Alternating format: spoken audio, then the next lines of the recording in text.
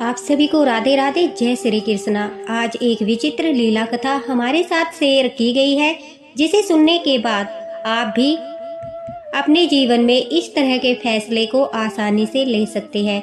देखिए दोस्तों, यह कलयुग है। यहाँ पर इंसानों का बंटवारा होता है, जमीन जायदाद का बंटवारा होता है, संपत्ति का बंटवारा होता है, हर चीज का बंटवारा होता है। लेकिन ऐसी लीला कथा पहली बार हमारे साथ शेयर की गई है, जहाँ पर लड्डू गोपाल जी का भी बंटवारा किया गया। यह लीला कथा हमारे साथ शेयर की है एक मैया ने, जो यूपी में रहती है। मैया दरअसल लड्डू गोपाल की सेवा करती थी। उनके दो लड्डू गोपाल थे, एक छोटे वाले लड्डू गोपाल और दूसरे बड़े वाले लड्डू गोपाल। मैया दोनों लड्डू गोपाल को समान प्यार करती थी, बड़े ही भाव से रखती थी, उनकी सेवा करती थी। देखिए, जैसे आजकल हर किसी के पास 2 लड्डू गोपाल, 3 लड्डू गोपाल, 4 लड्डू गोपाल होते हैं, उसी प्रकार से मैया के पास भी 2 लड्डू गोपाल थे। एक को वो माधव कहकर पुकारती तो दूसरे को गोपाला, और दोनों से ही बहुत प्रेम करती, उनकी सेवा करती। पूरा दिन लड्डू गोपाल के साथ ही मैया का निकल जाता था। अब मैया के 2 बेटे थे, दोनों बेटों की शादी हो गई। दोनों बेटे जो है वो अपनी फैमिली के साथ अलग अलग सिटी में रहने लगे। मैया गांव में रहकर ही लड्डू गोपाल की सेवा करती थी। अभी क्योंकि उनके जो हस्बैंड है वो भी अच्छे खासे थे, कोई दिक्कत वाली बात नहीं थी। दोनों पति पत्नी गांव में ही रहते थे, एक गैया रखते थे और लड्डू गोपाल की सेवा करते। उनका जीवन बड़े ही सुखमय तरीके से गुजर रहा था। लेकिन कहते हैं कि जीवन हमेशा एक जैसा नहीं रहता। हमारे जीवन में संकट आते हैं, मुसीबतें आती हैं और बदलाव भी होते हैं। समय निकलता गया, जो मैया के पति थे वो बीमार रहने लगे और कुछ समय के बाद जो है वो उन्हें छोड़कर वैकुंठ धाम को चले गए।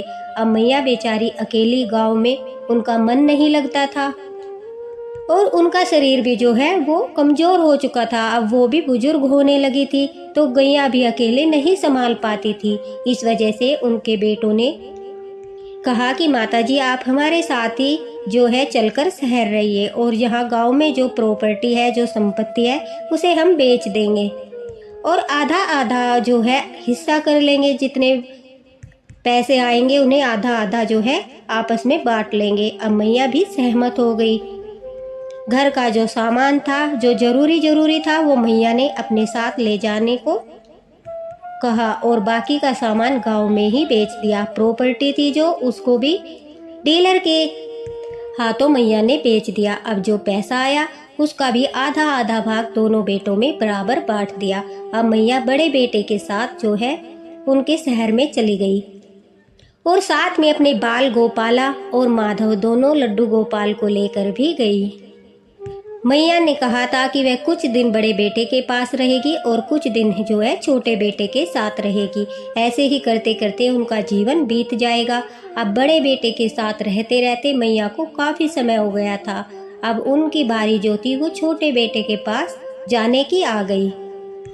उनकी जो बहुएं थी, उन दोनों को पता था कि माँ जी के पास 2 लड्डू गोपाल है, एक छोटे वाले और एक बड़े वाले लड्डू गोपाल है। जब माता जी बड़े बेटे के यहाँ पर रह रही थी, तब उनकी बड़ी बहू लड्डू गोपाल की सेवा करती थी, लेकिन वो भी मैया के कहने पर। जैसे भी मैया बताती थी कि अब भोग लगा दो, अब स्नान करा दो, जिस तरह से समझाती थी उस तरह से वो करती थी और यह सोच कर करती थी कि चलो माता जी जो है कुछ समय के लिए हमारे साथ है, तब तक मैं कर लेती हूँ।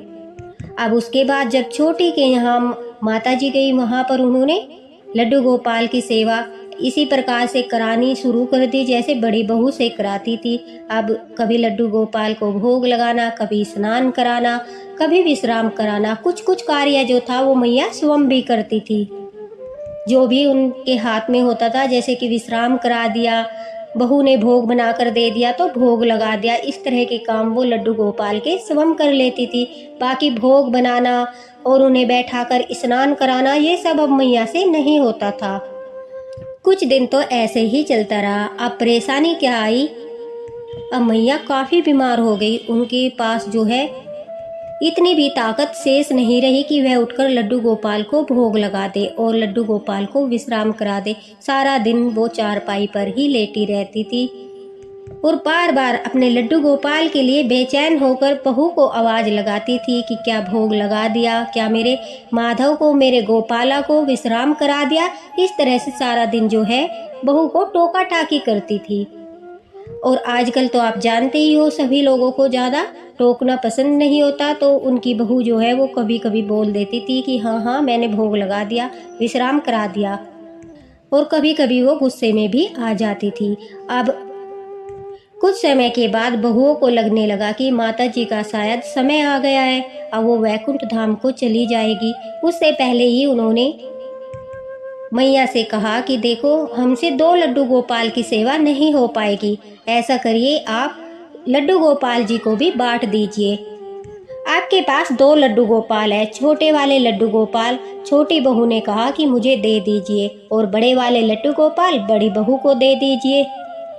इस तरह से जब बहू ने माता जी को कहा तो मैया जो थी वो परेशान हो गई, क्योंकि वो चाहती थी कि दोनों लड्डू गोपाल साथ ही रहे। उनकी हमेशा से साथ सेवा होती आई है, तो उनकी सेवा साथ ही हो जाए। ऐसे उन दोनों को अलग करना अच्छा नहीं होगा। लेकिन अब कर भी क्या सकती थी, उनके हाथों में तो कुछ रहा नहीं था। अगर वह वैकुंठ लोक को चली भी जाती तो उसके बाद भी जो है बहुएं यही करने वाली थी कि दोनों लड्डू गोपाल को आपस में बांटने वाली थी। अब मैया ने कहा कि ठाकुर जी की जो मर्जी है वही स्वयं करेंगे, मेरे वश में कुछ भी नहीं है। अब मैया ने जो है बड़े लड्डू गोपाल रोते हुए आंखों में आंसू भरकर बड़ी वाली बहू को सौंप दिए, और छोटे वाले लड्डू गोपाल छोटी बहू के पास रह गए। अब लड्डू गोपाल तो दोनों बिछड़ चुके थे, कब से उनकी सेवा लगभग 14-15 साल से दोनों लड्डू गोपाल की सेवा एक ही जगह एक ही स्थान पर हो रही थी। अब जो है लड्डू गोपाल का भी बंटवारा हो चुका था, दोनों लड्डू गोपाल दूर दूर स्थान पर जा चुके थे। अब मैया बड़ी परेशान थी, उन्हें बार बार जो है गोपाला की याद आती। माधव तो उनके पास ही थे, छोटी बहू के पास मैया जो है रह रही थी, लेकिन गोपाला उनकी बड़ी बहू के पास जा चुके थे। तो मैया को हर दम चिंता रहती थी कि पता नहीं गोपाला ने जो है भोग लगाया होगा या नहीं, पता नहीं गोपाला को विश्राम कराया होगा या नहीं। वह हर वक्त अपनी छोटी बहू से कहती रहती कि जरा फोन लगाकर पूछना गोपाला को भोग लगा दिया क्या, या फिर गोपाला को विश्राम करा दिया। ऐसा करते करते काफ़ी दिन बीत गए। अब मैया कहती है कि एक दिन जब रात को वह विश्राम कर रही थी, अचानक से उनके साथ एक घटना घटी। मैया को अनुभव हुआ जैसे कि उन्होंने अपना शरीर त्याग दिया, उनका शरीर वहीं पर पड़ा है और मैया जो है वो अपने शरीर से निकलकर चलने लगी। और वो कहती है कि उन्हें स्पष्ट दिखाई दे रहा था कि उनका शरीर उनके साथ नहीं है, सिर्फ उनकी आत्मा जो है वो उनके शरीर से निकल चुकी है। ये अद्भुत अनुभव था। अब वह कहती है कि मैं गोपाला के पास पहुंच गई, अपनी बड़ी बहू के पास पहुंच गई। जब वह वहां पर गई तो उन्होंने जो देखा उनकी आंखों को विश्वास नहीं हुआ। मैया कहती है कि उनके गोपाला वहीं पर शोकेस में एक तरफ रखे हुए थे, मंदिर में भी स्थापित नहीं थे, बस शोकेस में ही एक 100 पीस की तरह रखे हुए थे। और जिस दिन वह बड़ी बहू को सौंपे गए, जो पोशाक उस दिन उन्होंने पहनी थी वही पोशाक वह पहने हुए थे। अब मैया को समझ आ गया था कि बड़ी बहू इन्हें लेकर तो आई है, लेकिन इनकी सेवा नहीं कर रही, वो ऐसे ही बैठे हैं। न उन्हें स्नान कराया जाता, न उन्हें विश्राम कराया जाता, बल्कि बहू ने उन्हें एक 100 पीस की तरह अपने शोकेस में रख दिया था, मानो जैसे वह कोई चीज हो, ठाकुर जी नहीं, कोई साज सजावट की कोई चीज हो। अब मैया कहती है कि यह देखकर उनकी आत्मा रोने लगी, गोपाला के चरणों में गिर गई और कहने लगी कि मुझसे यह जीते जी क्या अनर्थ हो गया। मेरे मरने के बाद जो होता वो हो जाता, लेकिन मुझे आपको अपनी दृष्टि के सामने ही रखना था। जब तक मैं जीऊं तब तक मैं आपकी सेवा करती रहूं, ऐसा मुझे प्रण लेना चाहिए था। यह कहते ही मैया कहती है कि एकदम से झटाक से जो है उनकी आंखें खुलती है। उन्हें ऐसा लगता है जैसे कि कुछ समय के लिए वह बिल्कुल अचेत अवस्था में पड़ी थी, और एकदम से वह अपने बिस्तर पर बैठ जाती है, अपनी बहू को आवाज़ लगाती है और सारी बात बताती है। उनकी जो छोटी बहू है वो थोड़ी धार्मिक प्रवृत्ति की थी और वो सारी बातें समझती भी थी। अब लड्डू गोपाल की सेवा करते करते छोटी बहू को उनसे प्रेम हो गया था। यह बाल गोपाल की ही कृपा थी। देखिए दोस्तों, कहते हैं लड्डू गोपाल को जिससे सेवा करानी होती है, जिससे सेवा लेनी होती है, उसके अंदर वे भाव खुद ही पैदा कर देते हैं, उन्हें अनुभूति कराने लगते हैं, उन्हें अपना जो है प्रेमी बना लेते हैं। यह सब लड्डू गोपाल के कारण ही होता है। और अब छोटी बहू के मन में थोड़ा थोड़ा लड्डू गोपाल की प्रति भाव आने लगा था, प्रेम जागने लगा था। और वह जैसे समय समय पर सेवा करती थी तो उनकी श्रद्धा भी बढ़ रही थी, क्योंकि मैया वहीं पर रहती थी, वह उनकी लीलाएं भी बताती थी। हम कहते हैं ना, संगत का असर पड़ता है। तो मैया छोटी बहू को लड्डू गोपाल की लीलाएं बताती थी, उनके बारे में कहानियाँ सुनाती थी, उनकी सारी बातें बताती थी। तो वो सुनते सुनते, लड्डू गोपाल की सेवा करते करते छोटी बहू के मन में भाव आने लगे थे। अब मैया ने जब छोटी बहू को यह सब बातें बताई तो छोटी बहू ने कहा, अरे नहीं दीदी, ऐसा नहीं कर सकती, वो भी लड्डू गोपाल की सेवा कर रही है और मैंने कल ही पूछा था, वो बता रही थी कि हाँ वो सेवा कर रही है। फिर भी मैया का मन नहीं मानता और वह अपनी छोटी बहू से कहती है कि मैं एक बार जानना चाहती हूँ, तुम बिन बताए बड़ी बहू के यहाँ किसी बहाने से चली जाओ और देख कर आओ क्या गोपाला की सेवा हो रही है, मेरे मन को तसल्ली हो जाएगी। अब उनकी छोटी बहू ने जो है उनकी बात मानी और वह किसी काम के बहाने अपने पति के साथ जो है अपनी जेठानी के यहाँ पर गई। और वहाँ जाकर जो उन्होंने देखा, उन्हें बड़ा आश्चर्य हुआ। जो जो मैया ने उन्हें बताया था वह सब कुछ बिल्कुल सत्य था। लड्डू गोपाल ने दूर रहते हुए भी मैया को अनुभूति करा दी थी, वह सब कुछ दिखा दिया था जो उनके साथ घटित हो रहा था। अब छोटी बहू ने जब लड्डू गोपाल को शोकेस में बैठे हुए देखा तो उन्होंने कहा, अरे दीदी, आप तो लड्डू गोपाल को सेवा के लिए लेकर आई थी, लेकिन यह क्या, आपने तो इन्हें 100 पीस बनाकर रख दिया, इनकी आप सेवा ही नहीं कर रही। तो वह कहती है, अरे माता जी को क्या पता चलेगा कि मैं सेवा कर रही हूँ या नहीं कर रही हूँ, और अभी मेरे पास समय भी नहीं है, मैं इनकी सेवा का उत्तरदायित्व अभी नहीं ले सकती, बाद में देखा जाएगा। और मूर्ति ही तो है, कोई बात नहीं, कुछ समय के बाद सेवा शुरू कर लेंगे।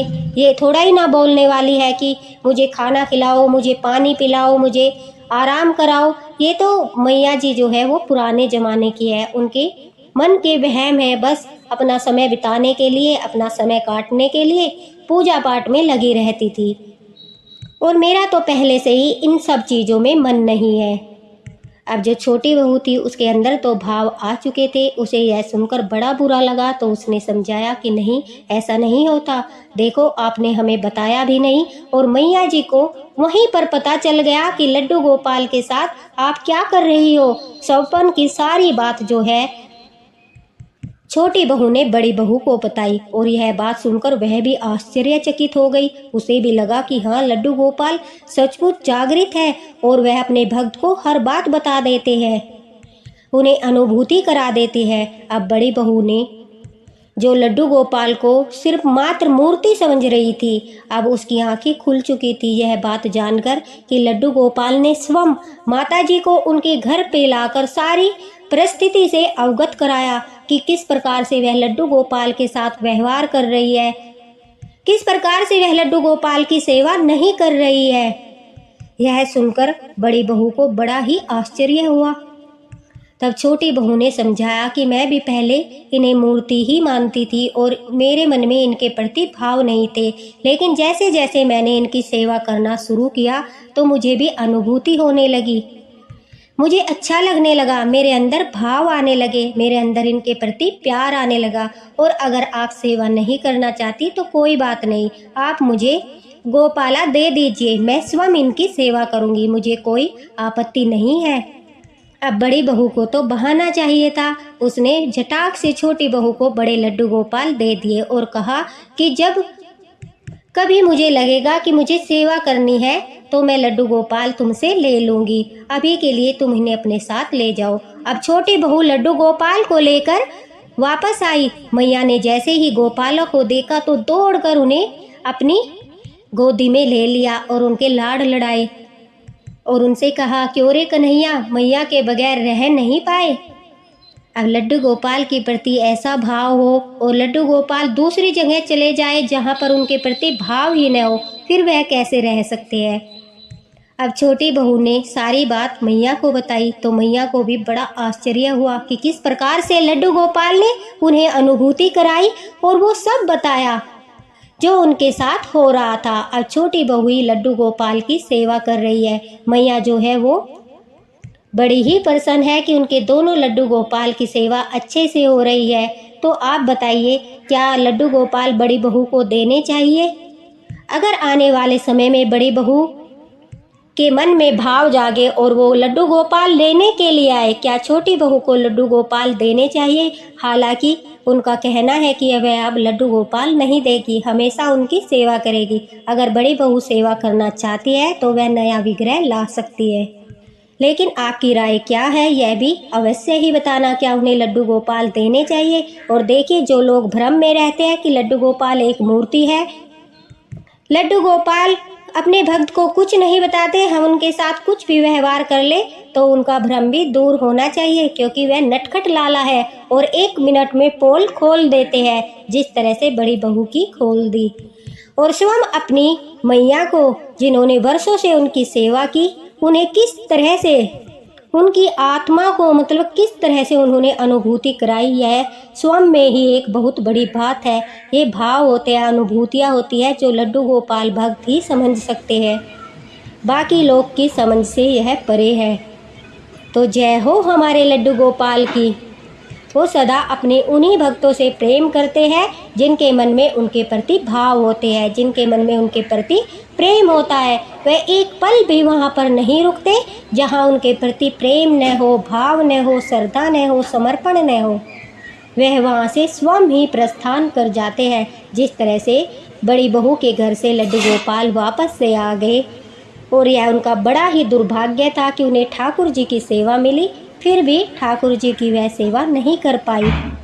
और शायद लड्डू गोपाल का भी मन अपने छोटे लड्डू गोपाल के बगैर नहीं लग रहा था, इसलिए वह वापस से दोनों एक हो गए। राधे राधे।